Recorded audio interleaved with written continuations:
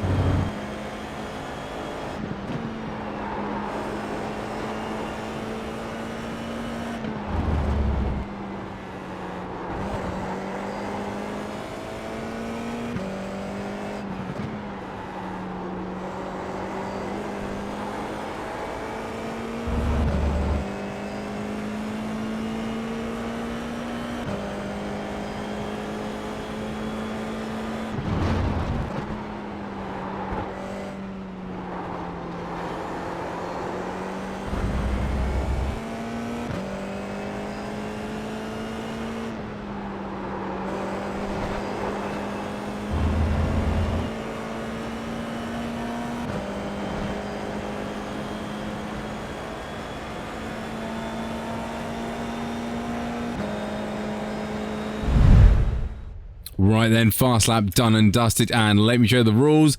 Basically, it just explains the 4-tyre rule that iRacing is implementing into the tracks very slowly, but they're basically saying the white line marks it. So if you do go all four tyres over the white line, it will be an off track. So bear that in mind. I have found a few instances where it's lying, and I'll point that out for you, so I'll bear that in mind. So info tab for you, we are using the fixed Zandvoort setup. You follow the series, the fixed series normally, but I normally use the fixed setup in the open series race anyway, and don't have too much troubles there. So track temp is quite a cool 73 Fahrenheit and a moderate usage of 44%. So these may vary from season to season, depending on where you're watching this in the future. The lap I'm going to show you is not my fastest lap, because I tend not to do that. It is lap 15, because we're a little bit full of fuel, and I did a 34.633. I got down into 34 ones, and my optimal is a 34 dead. I wasn't able to nip into the 33s. Being Verstappenland, I probably should have got into the 33s, if I'm brutally honest with you, but wasn't quite there, to be brutally honest, so that's what I'm showing you, lap 15. This circuit is... I don't mind it, but there's not really many overtaking places, let's be brutally honest. It's the main straight. End of story. This corner, you can't really do it overtaking place, because if you go on the low line, the camber isn't there enough, and you just understeer into the guy at the top anyway, so that's going to be cause utter carnage.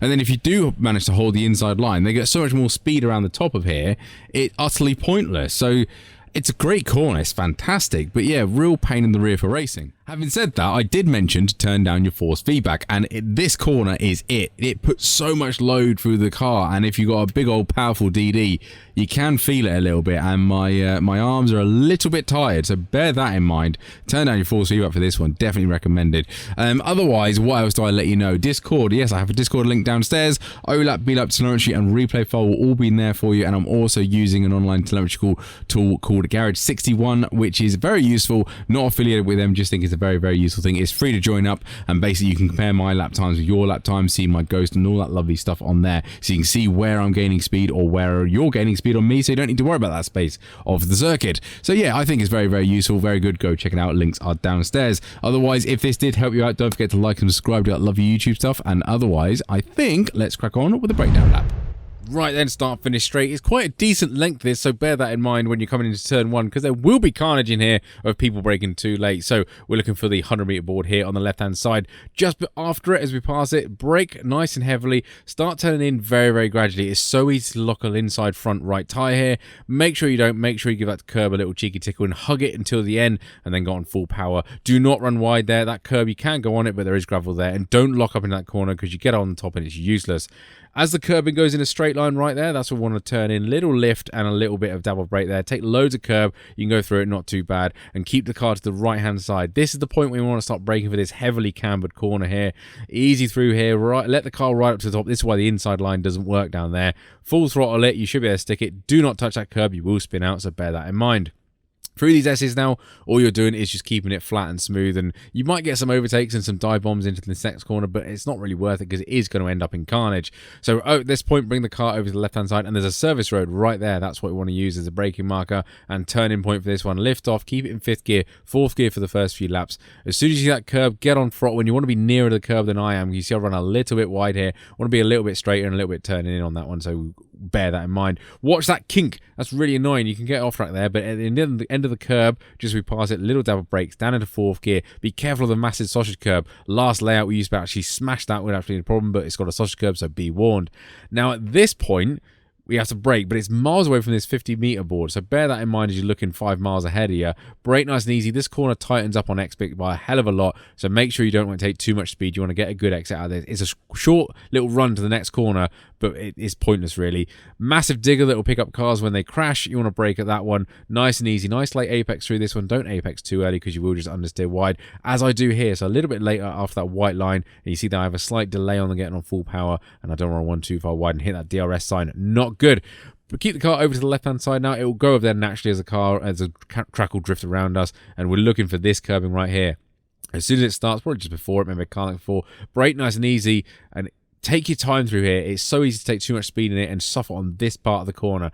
Get into the camber nice and gently around there. Don't feed in the power too quickly because you will just oversteer or understeer into that barrier that's very, very close. For some reason, the white markings here are black. No idea why. Graphical glitch on my bad. But way before that white line right there, a couple of car lengths before, nice and easy through here, and then smash this curb. Do not run wide on this corner. It will crucify this lap and the next lap. Now the gravel traps are super, super sticky. Bear that in mind. This corner is easily flat. It was in the last layout, and now it's heavily cambered, so it's even easier to get around here. Keep it low and keep it mid-track. And I'm going to pause the video now because I don't want you to run up there. Because as the track dips down like there, it pulls you left. So if you're going too wide, bear in mind that that car might actually drift left into you. Weird force feedback I was feeling over that, so bear that in mind. But that's us across the line in a 1:34.633. Probably could go a little bit quicker. There's a little bit of time and then a little bit of mistakes as well through, you know, just over driving into the corner and compromising the exit. So bear that in mind when you're going around. Otherwise, if this did help you out, don't forget to like and subscribe to that lovely YouTube stuff, and I'll catch you on the next one.